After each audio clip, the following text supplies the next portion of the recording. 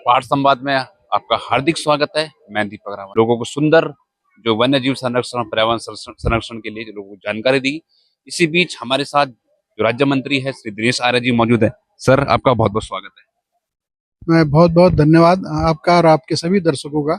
आज नाइसला भीमताल विकासखंड के इस ग्राम में जो होप फाउंडेशन द्वारा स्वास्थ्य शिविर लगाया उसमें मेरा आना हुआ। मैं धन्यवाद अदा करना चाहता हूँ ये होप फाउंडेशन का कि उन्होंने इस दूरस्थ ग्राम बेल नाइसला बोराकोट के बीच में नाइसला में यह शिविर लगाया है और साथ ही लोगों को जागृत करने का प्रयास किया है कि जल संरक्षण के बारे में उनको जागृत करने की कोशिश की है। जो पर्यावरण प्रदूषण बढ़ रहा है और विशेषकर प्लास्टिक यूज लगातार बढ़ रहा है, और क्योंकि ये शहर के नज़दीक है, लोग टूरिस्ट के रूप में भी यहाँ आ रहे हैं, तो लोग जो पर्यावरण प्लास्टिक और किस कारण जो पर्यावरण को प्रदूषित कर रहे हैं उसके प्रति जागृत करने की उन्होंने प्रयास किया। मैं उनका बहुत बहुत आभार व्यक्त करना चाहता हूँ कि उन्होंने इस क्षेत्र में आगे स्वास्थ्य के बारे में भी लोगों को जागृत किया।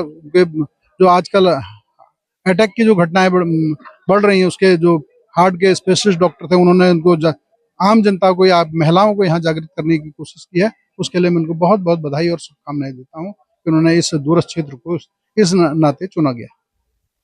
सर, जिस तरह से लगातार हम देखते हैं कि जो स्वास्थ्य शिविर इस तरह के स्वास्थ्य शिविर होते हैं उत्तराखंड के अंदर, क्योंकि कई क्षेत्र ऐसे दूर दराज क्षेत्र होते हैं जहाँ पे इमीडिएट सपोर्ट नहीं मिल पाता मेडिकल सुविधाओं का, तो ऐसे शिविर सर कितने महत्वपूर्ण हैं?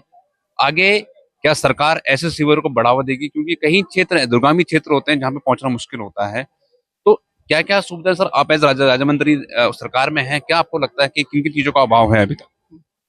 देखिए, उत्तराखंड हमारा राज्य जो भौगोलिक की दृष्टि से बहुत पिछड़ा क्षेत्र है। राज्य बनने के बाद हालांकि कई स्वास्थ्य की जो सुविधाएं वो बड़ी हैं, लेकिन फिर भी जो नगरीय क्षेत्र हैं उनमें हॉस्पिटल बड़े हैं, प्राथमिक स्वास्थ्य केंद्र बड़े हैं, लेकिन जो दूरस्थ क्षेत्र हैं वो फिर भी क्योंकि भौगोलिक परिस्थितियां भिन्न हैं, इस कारण यहाँ तक स्वास्थ्य मतलब उनके जो जागृत करना है, उन तक स्वास्थ्य की जानकारी है या स्वास्थ्य संबंधी जो चीजें हैं वो पूरी नहीं हो पा रही हैं। उसमें इस तरह के जो एनजीओ द्वारा जो शिविर लगाए जाते हैं उससे स्वास्थ्य की जानकारी भी दी जाए और उनका स्वास्थ्य परीक्षण भी होता है, उनको दवाइयाँ वितरित होती हैं। ये बहुत अच्छा काम है। वैसे सरकार की दृष्टि से अभी हम पिछले जनवरी से दिसंबर तारीख में दिसंबर और जनवरी के महीने पूरे प्रदेश में जन जन की सरकार जन जन के द्वार कार्यक्रम लगे थे। हर न्याय पंचायत स्तर पर वो कार्यक्रम हुए, तो दायित्वधारी के नाते मेरा भी उसमें जाना हुआ। तो उन सब शिविरों में स्वास्थ्य की चाहे होम्योपैथी का चाहे ये हो, सब तरह के शिविर लगाए गए थे। लेकिन फिर भी मैंने कहा कि ये जो 3 महीने 4 महीने में लगते हैं और स्वास्थ्य है कि कभी भी आदमी का खराब हो सकता है, उसमें इस तरह के शिविर बहुत आवश्यक हैं। और मैं इस तरह के जो एनजीओ काम कर रहे हैं उनको सबको बधाई देना चाहता हूँ कि दूरस्थ क्षेत्रों को चुनते हैं और यहाँ इस तरह के शिविर लगाते हैं। इसका इस स्थानीय जनता को बहुत लाभ मिलता है।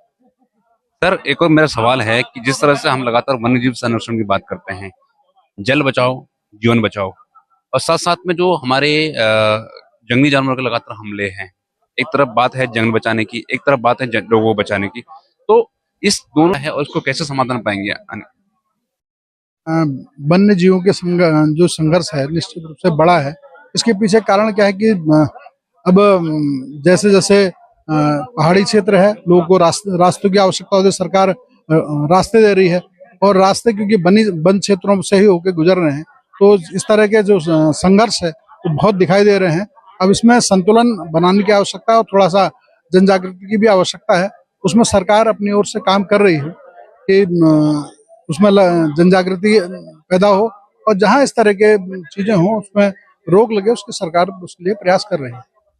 और उत्तराखंड में रह के अपने ही क्षेत्र में रोजगार कीजिए, तो क्या सरकार उसके सरकार का क्या आगे रहेगा कि जो युवाओं बाहर है उनके लिए रोजगार के यहाँ पे उपलब्ध हो, साथ साथ में जो शिक्षा व्यवस्था है उसको भी सरकार प्रयास कर रही है, तो सर इसके बारे में देखिए, रिवर्स पलायन के लिए तो हमारी जब सरकार बनी तो पिछली बार पलायन आयोग ही अब सरकार ने अलग से बनाया है और साथ ही जो हमारे युवा नौकरी के लिए बाहर जा रहे हैं उनको पहाड़ में ही रोजगार मिले, इसके लिए जो होम स्टे योजना लागू की उसके पीछे बड़ा कारण यही है कि जो हमारे युवा हैं जो बाहर जाके दिल्ली जा रहे हैं या अन्य क्षेत्रों में जा रहे हैं, हरिद्वार और हल्द्वानी में भी बस रहे हैं, उन सब से निवेदन ये है कि सरकार होम स्टे के माध्यम से लोग रोजगार करें या फ्लोरिकल्चर के माध्यम से करें, उद्यान के क्षेत्र में काम करें। इसके लिए सरकार की योजनाएं बन रही हैं और सरकार चाहती है कि रिवर्स पलायन हो, पहाड़ जो खाली हो रहे हैं, क्योंकि अभी पिछले दिनों सर्वविधायक बहुत अल्मोड़ा और पौड़ी के बहुत से गांव भूथा घोषित हुए हैं, तो उन तक लोग वापस जाएं और उसके काम करें। सरकार उसमें भी लगातार काम कर रही है। पहाड़ समाज से बात करने के लिए बहुत बहुत धन्यवाद आपका। आप इस दूरस्थ क्षेत्र में जहाँ एनजीओ के माध्यम से लोग आए हैं और आपने इसको कवर करने के लिए आप भी आए, आपका भी बहुत बहुत धन्यवाद। साथियों, ये थे दिनेश आर्य जी, जो राज्य मंत्री है उत्तराखंड सरकार में, और काफी अच्छा लगा उन्होंने अपनी बातें रखी। इसके लिए मैं दीपक रावत, पहाड़ संवाद, धन्यवाद।